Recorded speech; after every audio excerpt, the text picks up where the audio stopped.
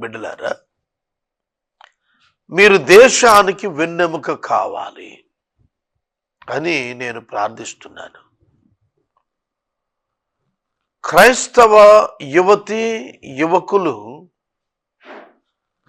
దేశమును, దేశములోని పరిస్థితులను అర్థం చేసుకోవాలి. We are in end times. మనము ప్రభువు యొక్క రాకడ దినాల్లో, ఈ లోకపు చివరి దినాల్లో, అంత్య దినములలో ఉన్నాం.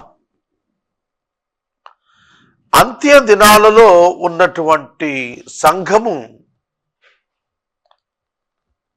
లోకాన్ని, దేవుని ప్రణాళికను కొర్లేట్ చేస్తూ అర్థం చేసుకోవాలి. రెండింటినీ సమీకరించుకుంటూ గ్రహింపుకు రావాలి. దేవుడైన యెహోవా మోషే భక్తుడిని ఫరో దగ్గరకు పంపించిన సందర్భం నిర్గమకాండము మొట్టమొదటి 10 అధ్యాయాలు గంభీరమైనటువంటి చరిత్ర కనిపిస్తుంది. దీనిలో ఒక ఆబ్జెక్టివ్ ఉంది. అదేమిటంటే, నేనే యెహోవాను, నా వంటి వాడు మరొకడు లేడు. భూమి మీద నేనే యెహోవాను, ఎవడును లేడు. ఇశ్రాయేలీయులు నా జనులు. ఇది ఆబ్జెక్టివ్. ఇది తెలియాలి. ఫరోకి, ఐగుప్తీయులకు ఇది తెలియాలి. ఎందుకంటే 400 సంవత్సరాలు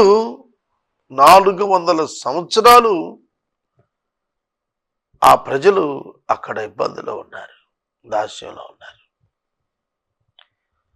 అటువంటి వారి దేవుడైన యెహోవా ఎటువంటి వాడో వాళ్ళకు తెలియాలనంటే,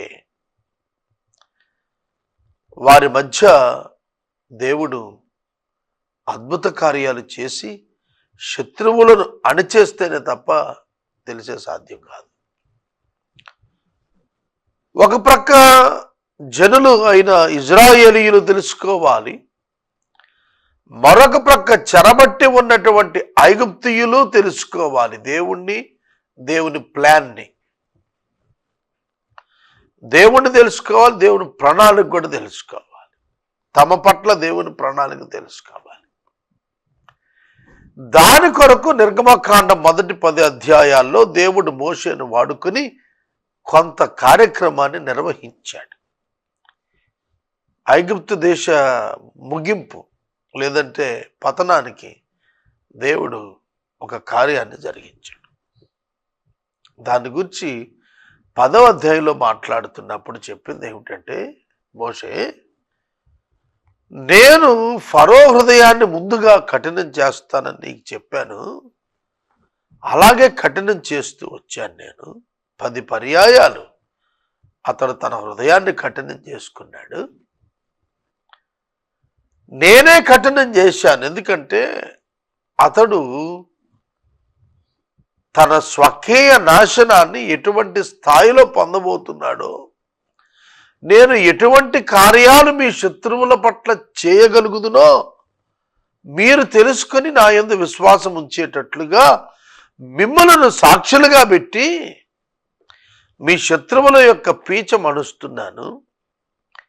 ఇది నువ్వు నీ కుమారులకి చెప్పాలి, నీ కుమారులు వాళ్ళ కుమారులకు చెప్పాలి. అర్థమైందా? నీవు నీ కుమారులకు, వాళ్ళు వాళ్ళ కుమారులకు. ఈ స్టేట్మెంట్ తరతరాలకు పాస్ ఆన్ చేసేటట్లుగా దేవుడు ఏర్పాటు చేశాడు. ఆ నేపథ్యంలో మోషే ఫరో దగ్గరికి వెళుతున్నప్పుడల్లా కూడా ఫరో ఇశ్రాయేలీయుల పట్ల కఠినత్వం చూపించడం పెంచుకుంటూ పోయాడు. తగ్గుతూ పోవాలి, కానీ పెరుగుతూ పోయింది. అదే విచిత్రం. ఇవాళ మనం లోకంలో గ్రహించాల్సిందే అది. ప్రతి క్రైస్తవుడు worst conditions day by day prevails and increases for Christians in future. క్రైస్తవులకు ఇంకా కఠిన పరిస్థితులు ఆయన రాకడ దినాలకు ముందు సంభవిస్తాయి, అవి ప్రారంభం అయిపోయాయి కూడా, అవి జరుగుతాయి కూడా. నిజంగా మనం ఆలోచన చేస్తున్నప్పుడు దేవునికి ప్రణాళిక ఉంది. ఆ ప్రణాళిక చొప్పున దేవుడు నిర్వర్తిస్తూ తన ప్రజలు తనను తెలుసుకోవటానికి, అన్యజనులు తనను తెలుసుకోవటానికి దేవుడు ఆ కార్యాలు జరిగించాడు. నేను మీకు చెప్పాలని ఆశిస్తోంది ఏమిటంటే, మీరు నివసిస్తున్న సమయంలో, నేను ఇప్పుడు 48 సంవత్సరాలు, నాకు మీలో చాలామంది యువకులు అంటే బిలో 20 లెక్కేస్తే మనం 2000 సంవత్సరం ముందు 97 సంవత్సరం ఆ సంవత్సరాల్లో పుట్టిన వాళ్ళు, 97, 98 ఆ సంవత్సరాల్లో పుట్టిన వాళ్ళు ఇప్పుడు గ్రాడ్యుయేషన్కి వచ్చి ఉంటారు. మీరు యువకులు, మేము అంతకు ముందే 20 ఏళ్ల క్రితం పుట్టిన వాళ్ళు. కనుక మా తరంలో, మా టైంలో మేము నివసించినప్పుడు మా కండిషన్స్ వేరు. మీరు ఇంకా సమీపానికి వచ్చారు, ప్రభు యొక్క రాకడ దినాలకు సమీపంగా వచ్చారు. మీ సమయంలో మీ పరిస్థితులు ఇంకా వర్స్ట్ కండిషన్స్ వచ్చాయి. మేము ఉన్నప్పుడు మా యవ్వన కాలంలో ఉన్న పరిస్థితులు, మా పితరులు అంటే మా తల్లిదండ్రులు, మా సీనియర్స్, వాళ్ళు అంటే మాకంటే ఒక 20 ఏళ్ళు వెనకాల, ఓ 25 ఏళ్ళు వెనకాల వాళ్ళు అరే మా రోజులను చూసినప్పుడు ఆశ్చర్యపడి విస్మయపడ్డారు, ఇట్టా చెడ్డ రోజులు వచ్చేసాయి ఏమిటా అని. మేము ఇప్పుడు వాళ్ళని చూసి మేము ఇప్పుడు ఆశ్చర్యపడుతున్నాం, అరే ఇంత చెడ్డ రోజులు పెరిగాయి ఏమిటా అని. ఇంకో 20 ఏళ్ల తర్వాత ఇప్పుడున్న మీరు చూస్తే మీ బిడ్డలు 20 ఏళ్ళకి వచ్చేప్పటికి ఎంత చెడ్డ రోజులు వచ్చాయంట అని మీకు అనిపిస్తుంది. అంటే days are becoming evil and evil. రోజు రోజుకి దినాలు చెడ్డగా మారుతున్నాయి, మనుషులు చెడ్డగా మారుతున్నారు, వర్స్ట్ కండిషన్కి వెళ్ళిపోతున్నారు. That you should understand. ఎందుకంటే యెహోవాయే దేవుడని ఆనాడు ఎలాగున ఆ దేశాలు తెలుసుకునేటట్లు దేవుడు అక్కడ పనిచేశాడో, యేసే దేవుడు, యేసే రక్షకుడు అని తెలుసుకునేటట్లుగా న్యూ టెస్ట్మెంట్లో కూడాను అట్లానే దేశాల మధ్య, ప్రజల మధ్య పరిస్థితులు వర్స్ట్ కండిషన్స్కి వెళ్తూ ఉంటాయి. అట్లాంటప్పుడే మీరు ప్రభువునందు ఆనందించటం నేర్చుకోవాలి, ప్రభువునందు ఆనందించడం నేర్చుకోవాలి. ఒక ప్రక్కన ఇశ్రాయేలీలకేమో శ్రమ పెంచుతున్నాడు, ఇశ్రాయేలీలకేమో శ్రమ పెరుగుతోంది. తోలనాడటం, వెళ్ళగొట్టడం, బంధించటం, పని చేయించటం అధికం అయిపోయింది. మరో పక్కన వాడు నాశనం అవుతూనే ఉన్నాడు, అయినా కూడా వీళ్ళను ప్రభావం వ్యతిరేకంగా వాళ్ళ మీద చూపుతూనే ఉన్నాడు. క్రిస్టియానిటీ ఇన్ ఎండ్ టైమ్స్ ఇట్లాంటి పరిస్థితులు ఎదుర్కొంటుంది. మా దినాల్లో కరప్షన్ చాలా తక్కువ ఉంది, కానీ తక్కువ. మా ముందు జనరేషన్ వాళ్ళ దగ్గర కరప్షన్ మరింత తక్కువ ఉంది, కానీ చాలా తక్కువ.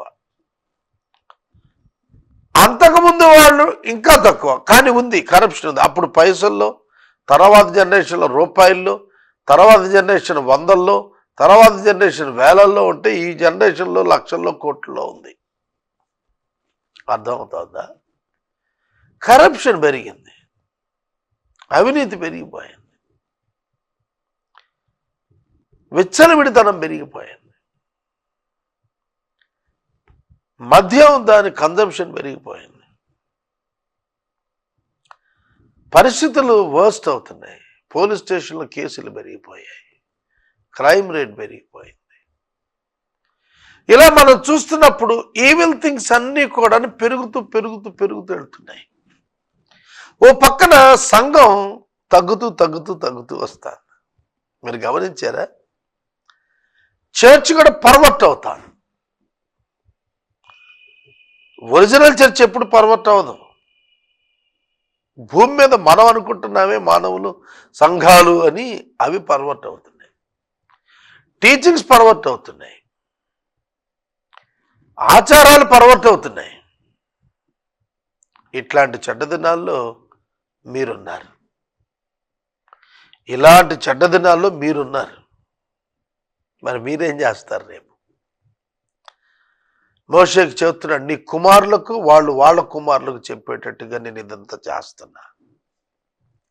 మీ నెక్స్ట్ జనరేషన్కి మీరు యేసుని గురించి ఏం చెప్పగలుగుతారు? మీరు యేసుని గురించి ఏం చెప్పగలుగుతారు? ఆయన మీ జీవితాల్లో ఏమై ఉన్నాడో ఏమని వివరించగలుగుతారు? కనుక మీ జీవితంలో మీరు బేసిక్ ప్రిన్సిపల్ నేర్చుకోవాల్సింది ఏంటంటే, దేవుని యందు విశ్వాసం ఉంచటం నేర్చుకోవాలి. ప్రభువైన అయిన యేసుక్రీస్తు వారి నామమునందు విశ్వాసం ఉంచటం ద్వారా మీ ఆధ్యాత్మిక ప్రయాణం ప్రారంభమవుతుంది.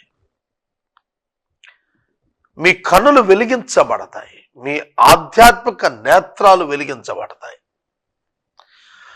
You can easily observe and see the conditions how the Satan brings against to the church and his people. సాతానుడు పరిస్థితులను ఎట్లా వ్యతిరేకంగా తెస్తాడో దేవుని ప్రజలైన ఇజ్రాయేలీయులకు మరియు సంఘానికి అందులో మనకు కనిపిస్తాం. కనుక ప్రతి క్రైస్తవ యువతి యువకుడు మేల్కొనాలి. యోసేపు ఏ విధంగా అయితే ఒక 7 సంవత్సరాల భయంకరమైన కరువు రాబోతోందని చెప్పి తెలుసుకుని మెళకువ తెచ్చుకొని గిడ్డంగులలో ధాన్యాన్ని సమకూర్చుకున్నాడో, ఎలాగన తాను in advance he was ready to face the drought, ఆ కరువును ఎదుర్కోవటానికి ఎట్లా సిద్ధమైపోయాడో, అలాగన ప్రతి క్రైస్తవ యువకుడు యువతి to face the futuristic evil conditions they have to get ready and prepared. వారు సిద్ధం కావాలి.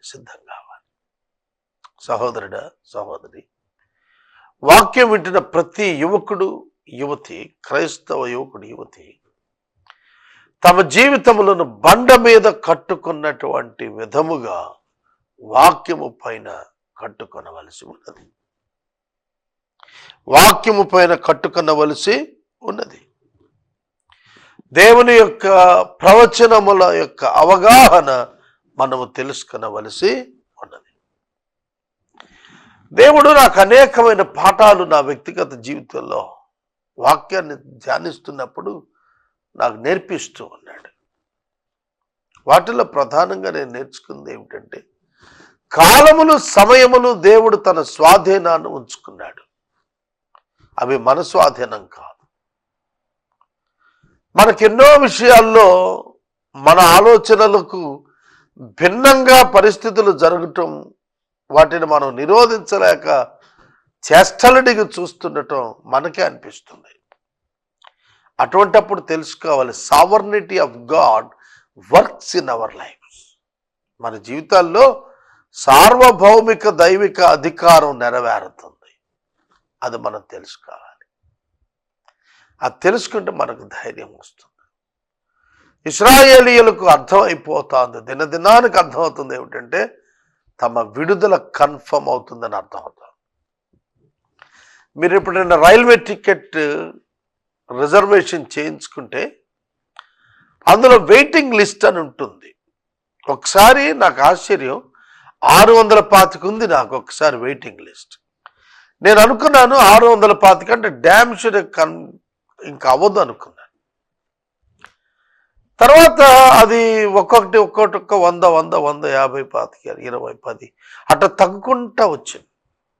RAC, రిజర్వేషన్ అగైనెస్ట్ క్యాన్సిలేషన్ అని RAC బెర్త్స్ అని ఉంటాయి రైల్వే బోగిలో. రైట్ సైడ్ ఉండే చిన్న కూర్చునే సిట్టింగ్ ఉండేవి, అవి ఇద్దరికి ఇస్తారు.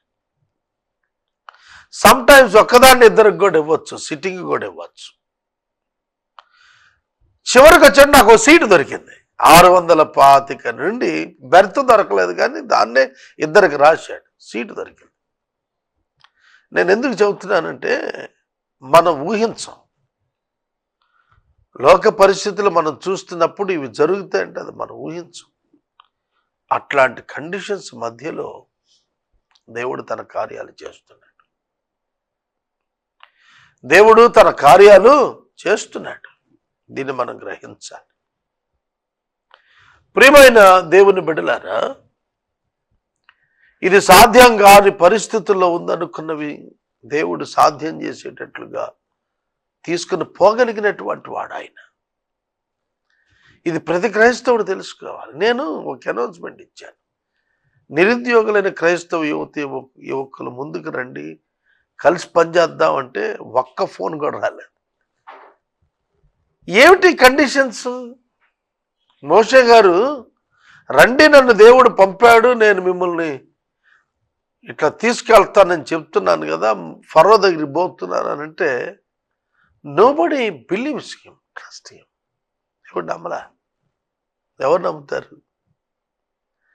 ఇజ్రాయేలీలు ఆయన మాట వినలా. కనుక దేవుని యొక్క వాక్యం మనకు జ్ఞాపకం చేస్తుంది ఏంటంటే, ఎండ్ టైమ్స్లో ప్రతి క్రైస్తవుడు దేవునిపై ఆధారపడటం నేర్చుకోవాలి. Not depending on some one for giving you the life. ఎవరో జీవితం ఇస్తారు, ఏదో జరిగిపోద్దని అనుకోకూడదు. You must stand on your own.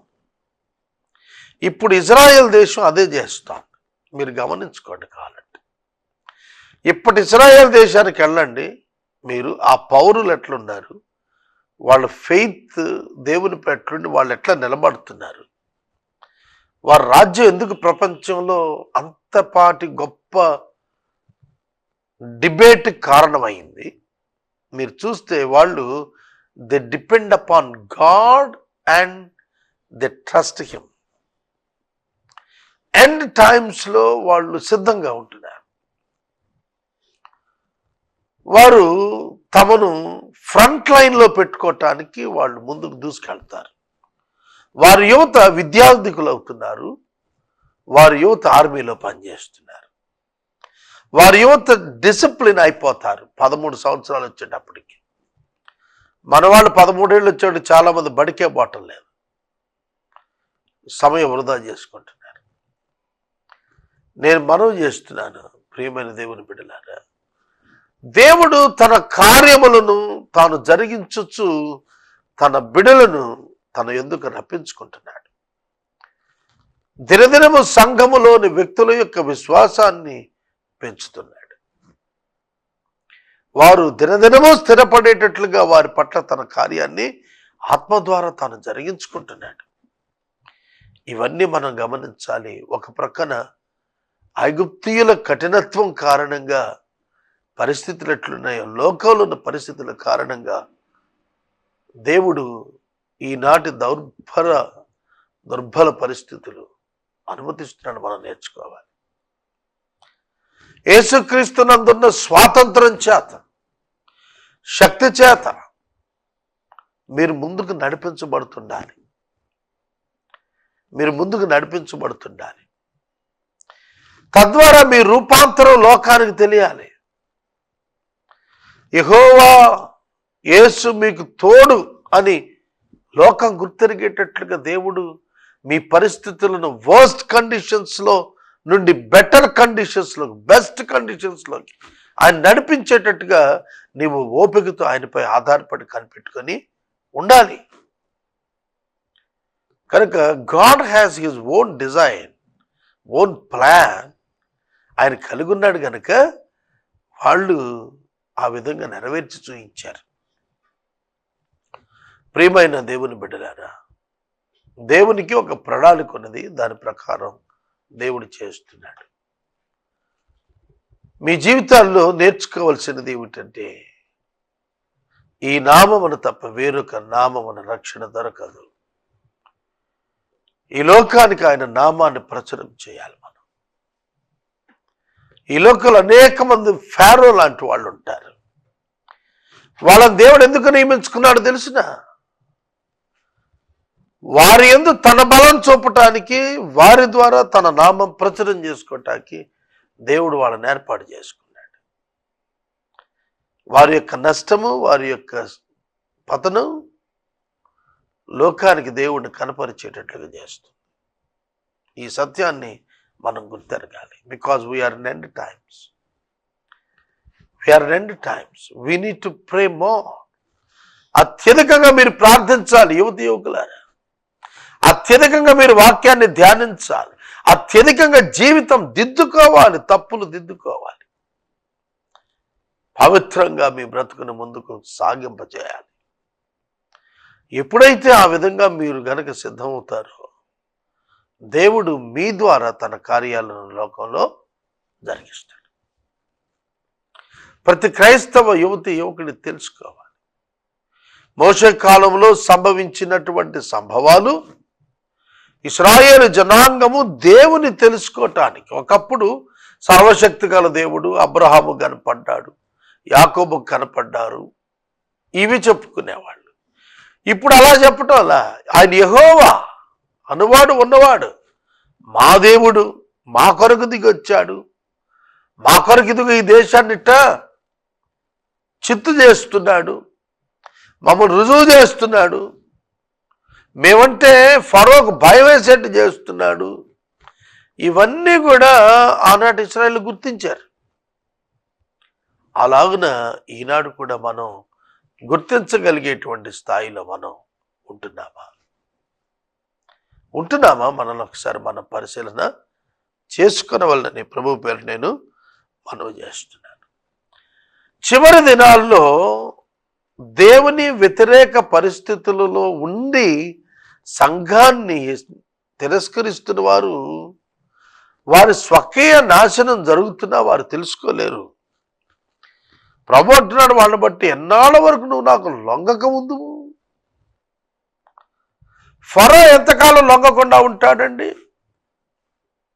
10 తెగుళ్ళు అయిపోయిన తర్వాత లొంగిపోయాడు ఆటోమేటిక్గా. 11వ తెగులకి, 11వ తెగులు వచ్చేటప్పుడు లొంగిపోయాడు. ఈ మాట్లాడటానికి లేదు. వెళ్ళండి బాబు, మీరు వెళ్ళండి అని చెప్పాడు. అప్పటి వరకు కూడా కఠినం అవుతూనే వచ్చాడు.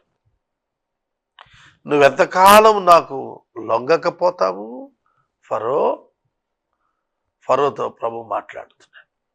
ప్రియమైన దేవుని బిడ్డలారా, ఈ లోకం దేవుని మాట విని కూడా లోబడదు. మీరు లోబడాలి. దేవుని వాక్కుకు మీరు లోబడాలి. ఎప్పుడైతే దేవుని వాక్కునకు మీరు లోబడతారో you will see a great hand on you, God's hand on you.